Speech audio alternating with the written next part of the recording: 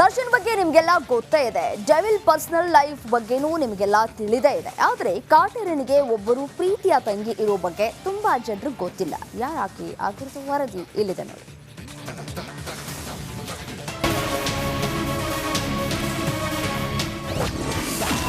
ದಾಸನ ದರ್ಶನವಿಲ್ಲದೆ ಪರಿತಪಿಸಿದ ಸಹೋದರಿ. ಅರೆ, ದರ್ಶನ್ ಪತ್ನಿ ವಿಜಯಲಕ್ಷ್ಮಿ, ಡೆವಿಲ್ ಪ್ರೇಯಸಿ ಪವಿತ್ರ ಗೌಡ. ಇಷ್ಟೇ ಯಾಕೆ, ದಾಸನ ತಂದೆ ತಾಯಿ, ಅಕ್ಕ, ಅಣ್ಣನ ಬಗ್ಗೆಯೂ ನಿಮ್ಗೆಲ್ಲ ಗೊತ್ತು. ಆದ್ರೆ ಇದ್ಯಾರಪ್ಪ ದರ್ಶನ್ ತಂಗಿ ಅನ್ಕೊಂಡ್ರ? ಅದನ್ನೇ ಹೇಳ್ತೀವಿ ಕೇಳಿ.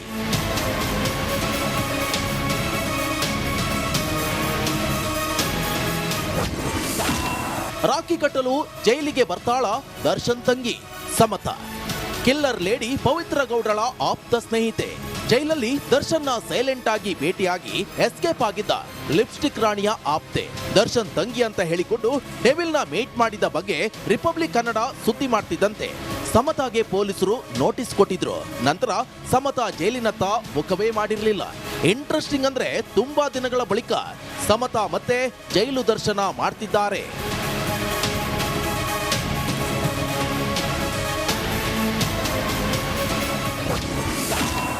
ದರ್ಶನ್ಗೆ ರಾಖಿ ಕಟ್ಟಲು ಬರ್ತಾರಂತೆ ಸಮತಾ.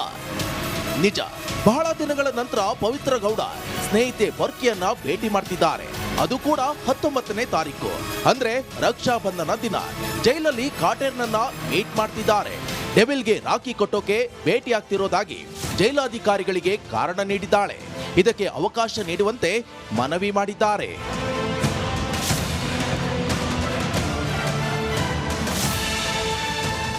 ಸಮತಾ ಏನೋ ರಾಖಿ ಕಟ್ಟೋಕೆ ಅಂತ ಕಾರಣ ನೀಡಿದ್ದಾರೆ. ಆದರೆ ಜೈಲಾಧಿಕಾರಿಗಳು ಇದಕ್ಕೆ ಓಕೆ ಅಂತಾರ ಅನ್ನೋದೇ ಸದ್ಯದ ಕುತೂಹಲ.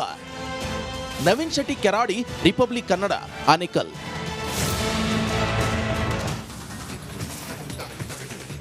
ಗಂಗಾ ಸ್ನಾನ ತುಂಗಾಪಾನ ಎಂಬ ನಾಣ್ಣುಡಿಯಂತೆ ತುಂಗಾ ನದಿಯನ್ನ ಉಳಿಸುವ ನಿಟ್ಟಿನಲ್ಲಿ ಇಲ್ಲೊಂದು ತಂಡ ಸುಮಾರು 400 ಕಿಲೋಮೀಟರ್ಗಳ ಪಾದಯಾತ್ರೆಯನ್ನ ಮಾಡೋದಕ್ಕೆ ಪ್ಲಾನ್ ಅನ್ನ ರೂಪಿಸಿದೆ.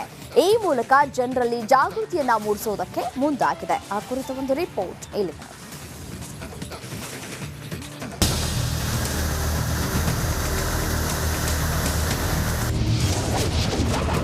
ತುಂಗಾ ನದಿ ಉಳಿವಿಗಾಗಿ ಪಾದಯಾತ್ರೆ. ಶೃಂಗೇರಿಯಿಂದ ಕಿಷ್ಕಿಂದೆ ತನಕ ಜಾಥಾ.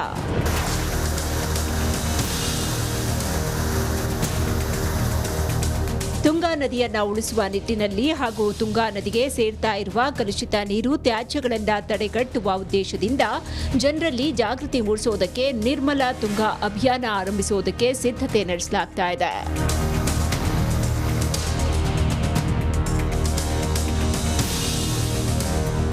ಹೌದು, ಶಿವಮೊಗ್ಗ ತಂಡ ಸುಮಾರು 400 ಕಿಲೋಮೀಟರ್ ಪಾದಯಾತ್ರೆ ಮಾಡುವ ಸಿದ್ಧತೆ ಮಾಡಿಕೊಂಡು ಸಭೆಗಳನ್ನು ನಡೆಸ್ತಾ ಇದೆ. ತುಂಗಾ ನದಿಯ ಉಗಮ ಸ್ಥಾನ ಶೃಂಗೇರಿಯಿಂದ ಗಂಗಾವತಿಯ ಕಿಷ್ಕಿಂದೆ ತನಕ ಬೃಹತ್ ಜನಜಾಗೃತಿ ಪಾದಯಾತ್ರೆ ಹಮ್ಮಿಕೊಳ್ಳುವುದಕ್ಕೆ ತಯಾರಿ ನಡೆಸಿದ್ದು, ಪಾದಯಾತ್ರೆಯ ರೂಪರೇಷೆಗಳು, ಸಿದ್ಧತೆಗಳ ಬಗ್ಗೆ ಸಭೆಗಳನ್ನು ನಡೆಸಲಾಗ್ತಾ ಇದೆ.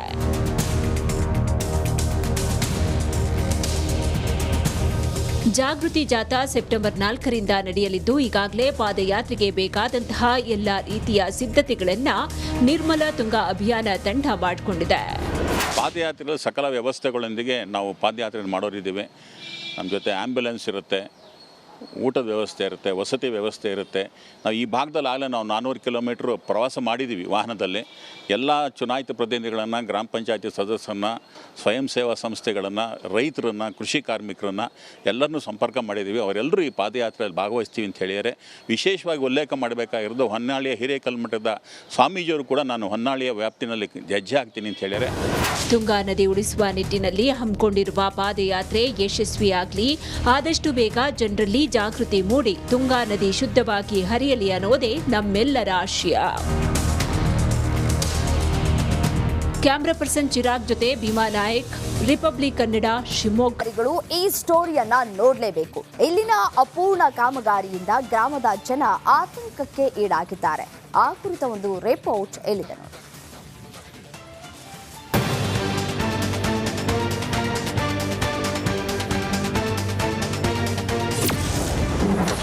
ಕೊಡಗಿನಲ್ಲಿ ಕಾಡಾನೆ ಹಾವಳಿಗೆ ರೈತರು ಹೈರಾಣ. ರೈಲ್ವೆ ಕಂಬಿ ಮುರಿದು ಒಳನುಸುಳುತ್ತಿದೆ ಗಜಪಡೆ. ಒಂದ್ ಕಡೆ ಮುರಿದು ಬಿದ್ದಿರುವ ರೈಲ್ವೆ ಕಂಬಿಗಳು, ಇನ್ನೊಂದೆಡೆ ಕಂಬಿಯಿಂದ ನಾಪತ್ತೆಯಾಗಿರುವ ಬೋಲ್ಟ್ ನೆಟ್ಗಳು, ಮತ್ತೊಂದೆಡೆ ಮಧ್ಯೆ ಮಧ್ಯೆ ಕಂಬಿ ಅಳವಡಿಸದೆ ಅರಣ್ಯ ಇಲಾಖೆ ಎಡವಟ್ಟು. ಈ ದೃಶ್ಯ ಕಂಡು ಬಂದದ್ದು ಕೊಡಗಿನ ಕುಶಾಲನಗರ ತಾಲೂಕಿನ ಅತ್ತೂರು ಗ್ರಾಮದಲ್ಲಿ. ಈ ಗ್ರಾಮದಲ್ಲಿ ಕಾಡಾನೆ ನಡೆದದ್ದೇ ದಾರಿ ಎನ್ನುವಂತಾಗಿದೆ. ಕಾಡಾನೆಗಳ ಉಪಟಳದಿಂದ ಕೆಲ ರೈತರ ತೋಟಗಳೆಲ್ಲ ಧ್ವಂಸವಾಗಿವೆ. ಅಲ್ಲದೆ ಇದಕ್ಕೆ ಅವೈಜ್ಞಾನಿಕ ಕಾಮಗಾರಿಯೇ ಕಾರಣ ಅಂತ ಸ್ಥಳೀಯರು ಅರಣ್ಯ ಇಲಾಖೆಯನ್ನ ದೂರಿದ್ದಾರೆ. ಯಾಕೆಂತಂದರೆ ಇಲ್ಲಿ ನೋಡಿ, ಒಮ್ಮೆ ನಿಮಗೆ ಕಾಣಿಸ್ತಾ ಇರ್ಬೋದು ಇಲ್ಲಿ ನಡೆದಿರೋ ರೀತಿ ಹೇಗೆ ಅಂತ. ಒಂದು ಆನೆ ಬಂದು ಇದನ್ನು ಪುಷ್ ಮಾಡಿ ಒಳಗಡೆ ನುಗ್ಗಿದೆ. ಹಿತೇಶ್ ಅವರ ತೋಟದಲ್ಲಿ ಧ್ವಂಸ ಮಾಡಿದೆ. ಹಾಗೆ ಈ ಆನೆ ಒಳಗಡೆ ನುಗ್ಗಿದ ಮೇಲೆ ಇಲ್ಲಿಂದ ಪೂರ್ತಿ ಎಲ್ಲರದು ನಾಶ ಆಗ್ತಾ ಇರುತ್ತೆ. ಯಾಕೆಂದರೆ ನಾವು ವರ್ಷ ಇಡೀ ಇದನ್ನು ಕಾಯೋದೇ ಆಗೋಯ್ತು. ಅಲ್ಲಲ್ಲ, ಇದು ಈಗ ಇನ್ನೂ ಫಸ್ಟ್ ಟೈಮು, ಇದು ನಮಗೆ ಫಸ್ಟ್ ಟೈಮು. ಯಾಕೆಂದರೆ ಒಂಥರ ವಿಚಿತ್ರ ರೀತಿ ಕಾಣುತ್ತಾ ಇದೆ. ಯಾಕೆಂದರೆ ನಮಗೆ ಅದನ್ನು ಯಾವ ರೀತಿ ಈ ರೈಲ್ವೆ ಬ್ಯಾರಿಕೇಡ್ ಅಳವಡಿಕೆಯಲ್ಲಿ ಗಂಭೀರ ಆರೋಪಗಳು ಕೇಳಿ ಬರ್ತಿವೆ.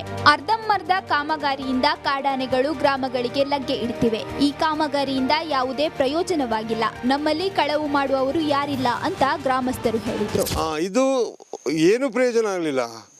ಒಂದು ಮೂಲೆಯಿಂದ ಇನ್ನೊಂದು ಮೂಲೆ ಗಂಟ ಅವರು ಅದನ್ನ ಮುಗಿಸಿದ್ರೆ ನಮಗೊಂದು ಕೆಲಸದ ಬಗ್ಗೆ ಸಾರ್ಥಕತೆ ಇತ್ತು, ನಮಗೆ ಹಾವಳಿ ತಪ್ತಿತ್ತು. ಆಗ ನಿನ್ನೆ ಬಂದು ಅವರೆಲ್ಲ ಬಂದು ಹೇಳಿದ್ರೆ ಇದು ಬೋಲ್ಟ್ ಹಾಕಿದ್ದೋ ಯಾರೋ ಕತ್ಕೊಂಡು ಹೋಗಿದ್ದಾರೆ ಅಂತೇಳಿ. ಕೆಲವು ಅದರಲ್ಲಿ ವಾಷರ್ ಇದ್ದಂಥ ಒಂದು ಗುರುತುಗಳು ಕುರುಹುಗಳು ಸಹ ಕಾಣಕ್ಕೆ ಸಿಗ್ತದೆ. ಆದರೆ ಈ ಫಾರೆಸ್ಟಿಗೆ ಬಂದು ಸಾಧಾರಣ ಇಷ್ಟೆಲ್ಲ ಕಳವು ಮಾಡ್ತಾರ ಅಂತೇಳಿ ನಮಗೆ ಸಂಶಯ. ನಮ್ಮ ಗ್ರಾಮಸ್ಥರು ಯಾರು ಇಂಥ ಕೆಲಸ ಮಾಡೋಕ್ಕಿಲ್ಲ. ರೈಲ್ವೆ ಕಂಬಿ ಅಳವಡಿಕೆ ಅವೈಜ್ಞಾನಿಕ ಕಾಮಗಾರಿಯಿಂದ ಗ್ರಾಮಸ್ಥರು ಸಂಕಷ್ಟ ಅನುಭವಿಸುವಂತಾಗಿದೆ. ಅಲ್ಲದೆ ಸುತ್ತಲಿನ ಜನರಿಗೆ ಕಾಡಾನೆಗಳ ಭಯ ಶುರುವಾಗಿದೆ. ಹೀಗಾಗಿ ಸಂಬಂಧಪಟ್ಟ ಅಧಿಕಾರಿಗಳು ಕೂಡಲೇ ಕ್ರಮ ಕೈಗೊಳ್ಳಬೇಕಿದೆ. ಅನು ಕಾರ್ಯಪ್ಪ, ಬೆಳ್ಳೂರು, ರಿಪಬ್ಲಿಕ್ ಕನ್ನಡ, ಕೊಡಗು.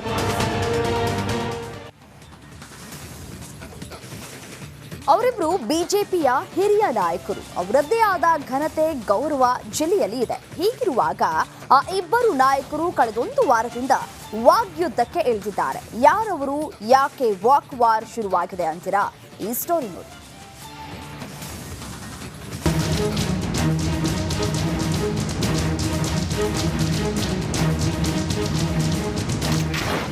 ಬಿವಿವಿ ಸಂಘಕ್ಕೆ ಹಂಚಿಕೆಯಾಗಿದ್ದ ನಿವೇಶನ ರದ್ದು. ಮಾಜಿ ವರ್ಸಸ್ ಹಾಲಿ ನಾಯಕರ ಮಧ್ಯೆ ಟಾಕ್ ವಾರ್. ಅವ್ನು ಕೂಡ ವ್ಯವಹಾರ ನಿಂದೆ ಇದ್ದಿರ್ಬೇಕು ಅನಿಸಿದೆ. ವ್ಯವಹಾರ ನೀನೇ ಮಾಡ್ಕೊಂಡಿರೋದು. ರಾಜಕೀಯಕ್ಕೆ ಅತ್ಯಂತ ಅಯೋಗ್ಯ ವ್ಯಕ್ತಿ. ಬಾಗಲಕೋಟೆ ಬಿಜೆಪಿಯಲ್ಲಿ ಮಾಜಿ ಎಂಎಲ್ಎ ವೀರಣ್ಣ ಚರಂತಿಮಠ ಹಾಗೂ ಬಿಜೆಪಿಯ ಹಾಲಿ ಎಂಎಲ್ಸಿ ಪಿಎಚ್ ಪೂಜಾರ ನಡುವೆ ವಾಕ್ಸಮರ ಜೋರಾಗಿದೆ. ಏಕವಚನದಲ್ಲೇ ಇಬ್ಬರು ನಾಯಕರು ವಾಗ್ದಾಳಿ ನಡೆಸಿದ್ದಾರೆ. ಹೌದು, ಬಿಟಿಡಿಎ ನಿವೇಶನ ರದ್ದತಿಗೆ ಸಂಬಂಧಪಟ್ಟಂತೆ ಶುರುವಾದ ಜಗಳ ತಾರಕಕ್ಕೇರಿದೆ. ಚರಂತಿಮಠ ವಿರುದ್ಧ ಪೂಜಾರ್ ವಾಗ್ದಾಳಿ ನಡೆಸಿದ್ದಾರೆ. ಯಾವ್ದೋ ಹೆಸರು ರೊಕ್ಕ ಕೊಡಕ್ ಬಂದಿದ್ದ ನನಗ